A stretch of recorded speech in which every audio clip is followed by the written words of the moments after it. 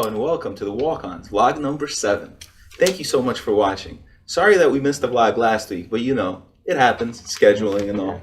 With me today is Mr. Jones, Juju, and Swaggy Lee, also known as da-na-na, highlight reel. And on my left, you know who it is. It's Mr. Bet You House, Mr. Know It All. Let's get it. Okay, let's start it up. So, with the Knicks doing what they're doing at 500, we would like to know what we think, what's happening with the franchise, what moves should they make, should they treat KP, how are they doing so far? Have they met your expectations? We'll start with Lee. I'll start it off, and it's funny, we had a vlog earlier in the year, and we predicted how many games the Knicks would win. If you guys remember, my loyal fans, I see you guys out there. I predicted them winning about 10 games, so I'm happy to say that the Knicks are actually better than advertised. And after a tumultuous few years, and after the trade of Carmelo, now they look like they're moving in the right direction. Porzingis is coming out as a #1 offensive threat. He looks like the pick that we wanted. He looks like the head of the franchise, and he looks like he's going to be good for us. I just think that the Knicks need to continue investing in their future and development. They have good picks, and just keep on doing what they're doing right now. Oh, good. How the Knicks have done this season? I mean, if you ask me, I think they've done a good job so far with the assets they had. I mean, obviously the first projections was terrible. Yeah, I had 11. I probably had 8 or 10 picks. 10 picks, but you never know. But personally, I mean, they're 500 right now, which is good. Hopefully, they keep the pace. Kristaps Porzingis is doing well. Nicolina is coming along, looking pretty good. What they need to do going forward right now is just keep the pace, try and be maybe 500 or just under 500 for the rest of the season. Try to sneak into the playoffs for a couple of years. That's going to attract free agents. Get some B+, A- free agents, maybe 2. And then figure out what they have to do with Joakim Noah, because the salary. You can't trade him for a book of matches. You can't trade him. You can't do anything. You play him, but you can't trade him for free. Basically. Exactly. Yeah. So Send him to China. Right now, they don't have a lot of tradable assets. Porzingis is really the only asset they have right now. They're going to keep him. That'd be idiotic. And I guess they have Cantor as well. Yeah, he was Cantor. He's playing well for the Knicks, though. Like, without him, this season would have been terrible. Automatic. Let's start it off with the Knicks, and let's just start off by saying, first of all, KP is a great pick. Yeah. Second thing, we got the best possible deal for Melo. Now it's obviously it's out there. Like, we know what Cantor can do. We know what McDermott can do. These guys have stepped up, and they are playing good together. The #1 thing for the Knicks is to not concentrate on this year. And I know the pressure of playing in New York, playing in the world's most famous arena, it'll get to you sometimes. But Jeff Hornacek, you got to rest Porzingis. We don't want him injured. I want to see this kid on this team for his whole career. I want him to have a Dirk Nowitzki type career. Yeah. That's the kind of team I want. Okay. I don't want like a half-assed, excuse my language, kind of team that we saw in the past. We had a great team with Allen Houston, with Latrell Sprewell. We couldn't manage his minutes. This guy had to retire. So I want the kind of team that sticks together for the next few years. We have a great deal for Courtney Lee. This guy's playing lights out for the amount of money we're paying him. Exactly. Enes Kanter, again, I can't say enough about him. This guy, when Porzingis went down, he was averaging 20-15. This guy is a monster. So I think that longevity is the #1 thing, because these guys are young. They can bring a championship to this team. You get a couple of free agents in here, or if you draft well, watch, they're going to look a lot like Philadelphia in a couple of years, and they could put it together. From this, the only fair other question to ask now is, which trade would you make right now, or at the trades, right? Yeah. Would you make before the trading deadline in the NBA that would make sense budget-wise, of course? And I think we'll lead with Mr. Jones. Okay, which trade will we make right now? I'm gonna address this another way. I'm just gonna talk about the OKC Thunder, because I was watching them the other day and it just hit me like, this isn't working. Yeah, no slander or anything. No slander on my. I'm watching the game, right, and I'm saying this is not working. Right. The chemistry, the makeup of the team, everything it's like putting a square peg in a circle. That's what's happening right now. So what I think needs to happen is, first and foremost, they need a shooter. Dougie Fresh, McDermott that they got rid of, he's with the Knicks now. He's doing okay with the Knicks, right? they could try and get him, trade one of their shooting guards, Get him back. get him back, Right. trade him for one of the shooting guards. The lineup with Carmelo and PG playing together, right? It's not working. Westbrook, Carmelo, PG. That lineup is not working. Now, right? They're established guys that none of them want to come off. None of them want to come off the bench, right? So this is what you do. You start the game, right? Either PG or Carmelo plays maybe 2-3 minutes, goes on the bench, right? And then you play him with the bench players as the guy. To generate I think offense. Mr. Highlight Reel wants to chime in on this. Yeah, I gotta stop this. I gotta nip this in the bud. I've watched all of the OKC games this year. Carmelo Anthony is my favorite player, as you guys should know. It's Melo Jello. It's Melo time. Everybody knows he's a star. And the main thing is they don't have a good coach at the moment, and that's reality. They don't have a good coach. They have 3 players that are mainly ISO based. And if you look at the standings, and 3 of them are top 20 in ISO plays. That can't happen. That doesn't normally happen on a team. You have 3 guys that hold the ball that much to score. And I think the main thing is that they have been working on it. They have been working on their passing games, and little by little, it will get better. I don't necessarily think the best thing to do right now is regulate someone like a Paul George or a Carmelo to the bench. Because we saw against Golden State that they had the firepower to go against Golden State. And at the end of the day, that's what they're trying to play. Yeah, they do have the firepower, but there's just one ball, right? So what you need to do is to make sure at every given point in time, right, you have 2 of those 3 players on the floor. Westbrook and Carmelo, or Westbrook and PG. Because now you have 2 guys, right? The third guy is literally just a catch shooter. That's what you're relegating the third guy to, with all 3 of them on the floor. So save his minutes, let him come off the bench. Not off the bench, I mean, he can start, but most of his minutes should be with bench players. So he's initiating the offense. Like Melo can do that, PG can do that. But they just have to figure it out. I mean, that's the whole. I think it's just far too early. I think it's far too early for us to look at this team. I agree with that. And say that it's not gonna work. They're almost. It could work. They're 25 almost 50%. games. Yeah, 25 games in 25 games. One of the 3-win streaks. So you never know. What, they're 9th in the West? Yeah, anything. They're still in playoff position. They're a few games away from 4th place. That means they can have home court. Like, this is not too early in the deal. season for that. They also did a full revamp of their lineup. Those 2 players that you mentioned, Paul George and Carmelo, giving up for 2 of their starters and 2 of their bench players. So there's 4 people for 2 people. So obviously you're gonna have some drop off. OKC's bench is horrible. Raymond Felton. That's the whole. Yeah. We know, Knicks fans. They know. Let me interrupt you. You got a trade for us? What trade would you? Okay, like getting back to what we're saying now, and the trades that I have. You're talking about a shooter that OKC needs. I've been watching the Lakers a lot too. Caldwell Pope is a shutdown defender, and he's a great shooter. I mean, OKC, I think Sam Presti and Robertson might be engaged with his daughter or something. He's just always playing. I really don't understand. But I think that would be a good trade. Roberson for Caldwell Pope, as well as this is a blockbuster trade, and this is the trade that's going to win the league, I think. DeAndre Jordan for Tristan Thompson and Iman Shumpert. Ooh, I like that. Iman Shumpert. Yeah. All right. I got a couple of trades to offer. So I want Mario Chalmers. That's right, Mario Chalmers. He's still in the league. Yeah, he plays for Memphis. I want to blow that whole team up because they're done. They're not playing this year. So I want Mario Chalmers to go back to his ways playing with LeBron James and Dwayne Wade. He needs to go there because their current point guard is Jose Calderon. Jose Calderon. Let me repeat that. He's like, I don't know. Yeah, like he's like, 46 years old or something? Yeah, his son is playing in the league already. But the other major trade that I got is Marc Gasol going to San Antonio to play with his brother.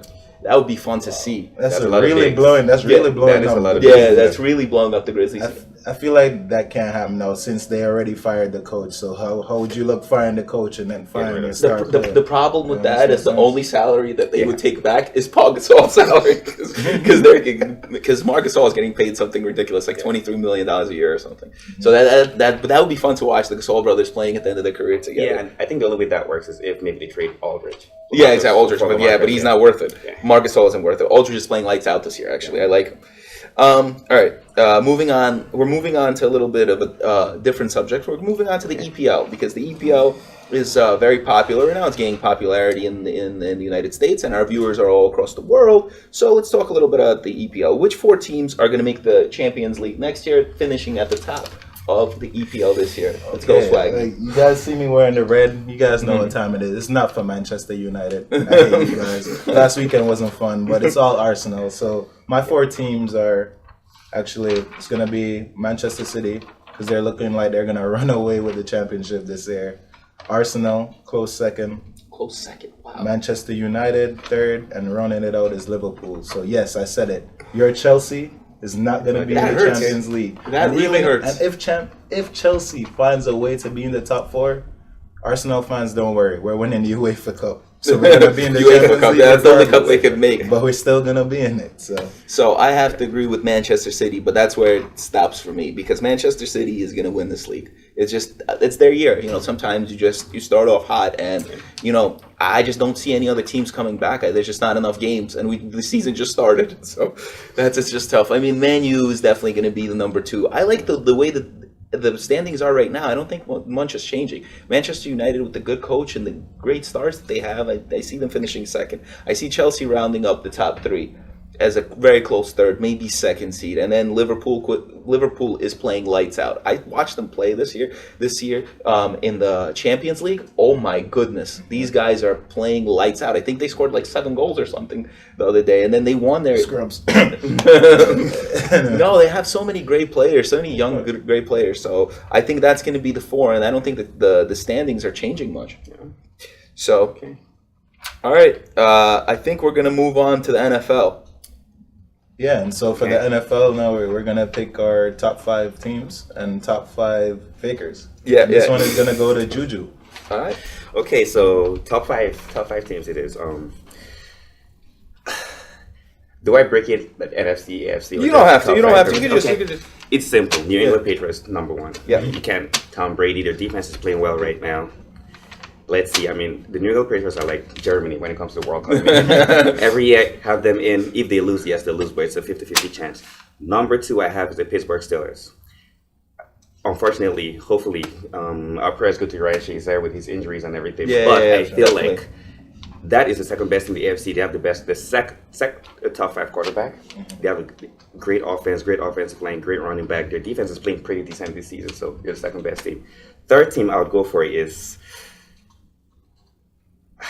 another AFC team, the NFC team, the New Orleans Saints. Okay. My tiebreaker here. What did it for me was the quarterback. Like, their defense is playing well this season. Their running game is exceptional. And they have a good Hall of Fame quarterback. I mean, you can't go wrong with that. Now, let's go for our pretenders. Yeah, the pretenders. Number 1, Jacksonville Jaguars. I mean, they're doing well right now, but who's the quarterback? I mean, who's the quarterback? Yeah. Blake Bortles. I mean, yeah. Crunch time, Jacksonville, I guess, let's say New Orleans, I mean.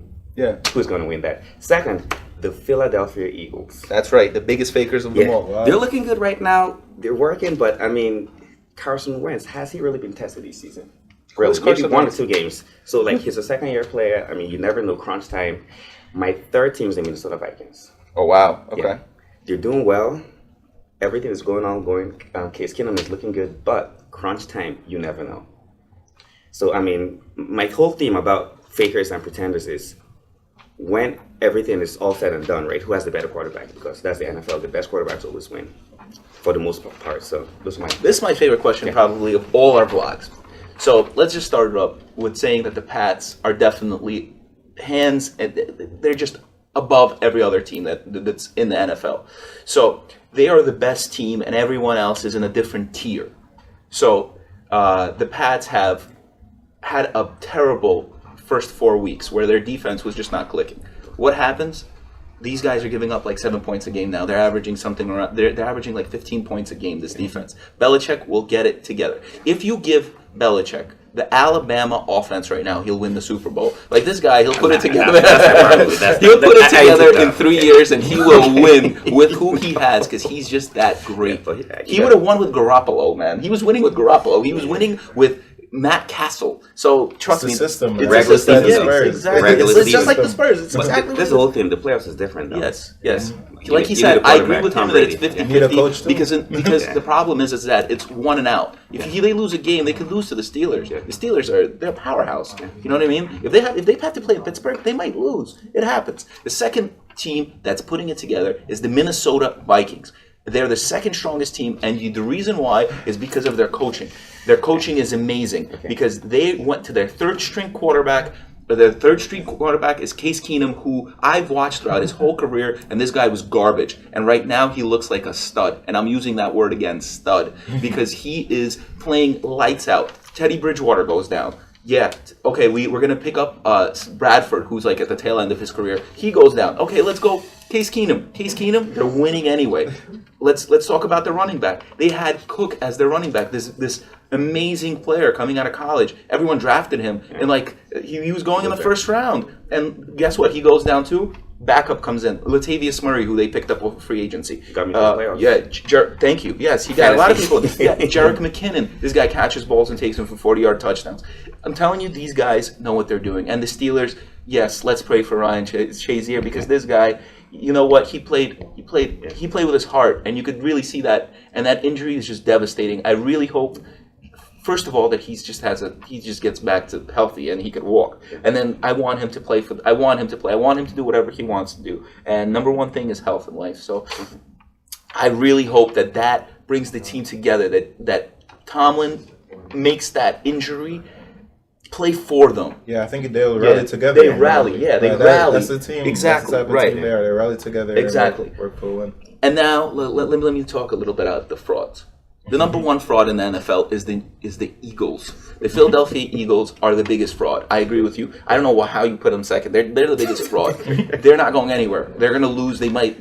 I hope they get a bye because they're going to lose to whichever wildcard team they're going to play, because they have won. Exactly. Atlanta Falcons. Who would you take? Falcons right now. Falcons, Eagles. Who are you taking? You're taking the Falcons. No doubt about it.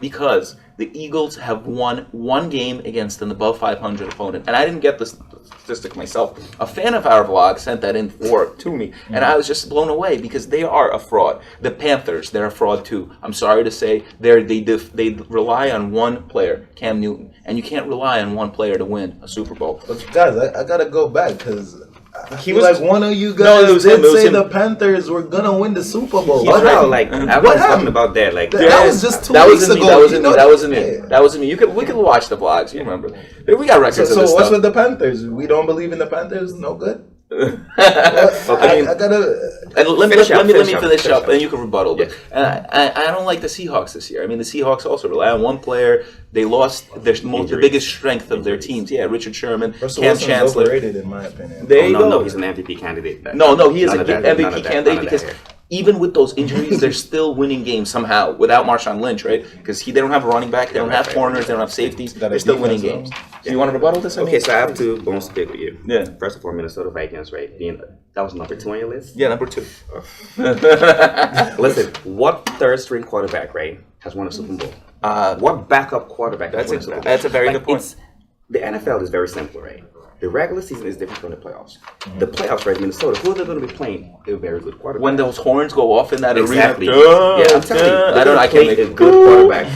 That's what they sound like. Listen, trust me, those guys can play. That defense can play, man. Everson Griffin. They're going to be playing at the Atlanta Falcons. Yes. The Carolina Panthers. Rhodes, that corner. Think about it. So, like, the quarterback is going to be a close game. Butts get tight. I mean, yes. The second one is the Carolina Panthers. Yes, I know it's all Cam Newton and everything, but you have to look at it right. A team with a good defense with a better quarterback always wins. Yes. So in that category, now they're not. Maybe they're a top 5 team. Yes. But listen, they have a chance. I'm not doubting that they have a chance. I think they're a fraud. They shouldn't be a contender. Okay. I think that if they make the playoffs, they're not going to be a favorite advancing. If they make the playoffs and they play the Minnesota Vikings, who do you have in mind? I'm going to take the Vikings because they're going to be playing in Minnesota, and the line is going to be 6.5. That's what I think. Okay. Heard it here first. Disagree. Okay. And so we'll move on to our next question. One of the last questions of the vlog is: now that the college playoff is set, who do you guys think is taking it? I'm going to start with this one. I mean, like. How can you pick against Nick Saban? Nick Saban is the Bama. That's right. Exactly right. Okay. They're favored. First of all, they weren't even supposed to make this. To be fair, Ohio State knocks out Wisconsin, and they don't even when they don't make the playoffs. It's just silly. But because you know what it is? They look at the teams and they look at which team is the strongest team. And they put Bama in there because they're the strongest team in the whole country. Bama they lost one game. Exactly. They lost one game. And Ohio State lost two, right? Yeah. So look, Alabama will win. It's just, I don't even know how they're going to lose. I can't see it happening. So Georgia, Clemson, Oklahoma, yes, they have Heisman Trophy candidates, blah, blah, blah, blah. Alabama's going to win. That's it. I think the real question is, who has the better odds of winning? Is it the Patriots or Alabama? That's a good question. That's a good question. That's probably good question. Okay. Let me chime in here. You have Alabama winning, right? I thought about it, but I think they're going to make it to the finals, and then they're going to lose because this will be their third consecutive final game. Yes. They won one. They're 1-1, yeah. Yeah, 1-1. So they're coming back for the back to win again. But you have to think they about have it this the most way, experience. Right? The first game, right? I think the Clemson Alabama game is going to be a game because that should be the national championship. Yeah, I mean, again, unfortunately, the seasons and everything. But I have Oklahoma winning this. Okay. Reason why is their offense is unstoppable right now. I mean, Baker Mayfield, Heisman. Yes. Their defense is pretty good. Decent, not good, but their offense, nobody has stopped them all season. I feel like they're going to throw the ball. Playing against Alabama, I mean, it's going to be a toss-up, but that's going to be a great game. But all these games are great games. A lot of these Georgia, I mean, yeah. what they did. But you have to pick one. Desperately. So. Awesome. Yeah. Okay. So I think it's that time of the week where I get to pick my top 5 picks against the spread. Yeah, the Wiz does what he does. Yeah. I'm sorry I didn't give you my picks last week. I was considering just making a video with the picks, but I didn't do it because I want these guys in the videos with me, and because it's just so much more fun this way. I went 3-2 last week. You could believe me, you could not believe me, but I'm gonna pick it. I'm gonna pick these games this week. Green Bay versus Cleveland -3. You got to go Green Bay because I mean Green Bay. They have to win because if Rodgers comes back, they need a winning record even to have a chance at making the playoffs, and they're going to need some help from other teams. Take Green Bay, run with it. Seattle, +2.5 against Jacksonville. One of his frauds. I like Jacksonville. I don't mind Jacksonville as much, but I like... And Seattle is one of my frauds, but hey, Seattle versus Jacksonville, Blake Bortles against Russell Wilson. I mean, that's all you have to think about. Take the points, run with it. Tennessee, my pick of the week against Arizona. Arizona has given up. They have Blaine Gabbert starting at quarterback. I don't want to start about Blaine Gabbert because we can continue this vlog for another half an hour of me talking about just Blaine Gabbert and how great he is as a quarterback. He's just horrible. He shouldn't be in the league. He's just terrible. All he does is ruin spreads for people. So that's what he's good at, actually. Take Buffalo at whatever spread you could get with them. I'm thinking the spread is going to come out at 3 against the Colts. We don't know if Tyrod Taylor is playing, but it doesn't matter because the Colts have given up. They're looking for a pick, and that's what you should just go Buffalo because Buffalo is still in playoff contention. They're 6-6. If they win their next 4 games, they have a real chance at making the playoffs. I think that Buffalo has a good defense, and they are not frauds. These guys could play against anybody, that defense. Yes, they got blown out by New England, but it's New England. So against the Colts, T.Y. Hilton, that's the only threat they have. They could shut this one guy down, and they're going to win at whatever spread you're going to get. My last pick was Atlanta Falcons yesterday. Those that know me know that I still took it, and I'm 1-0 this week, luckily. I'm not happy with that pick, but we got it. I won by that half a point. But with that said, I'm giving you the 4 picks, and you could trust me on my last pick. Hopefully you guys believe me. But anyway, thank you so much for watching. Thank you. Click the thumbs up button. Subscribe. We love watching. We love doing this. We love watching this. Thank you so much. This is so much fun. Don't forget to send your questions. Yes, comments, questions. Thank you so much. Thank you. Appreciate it.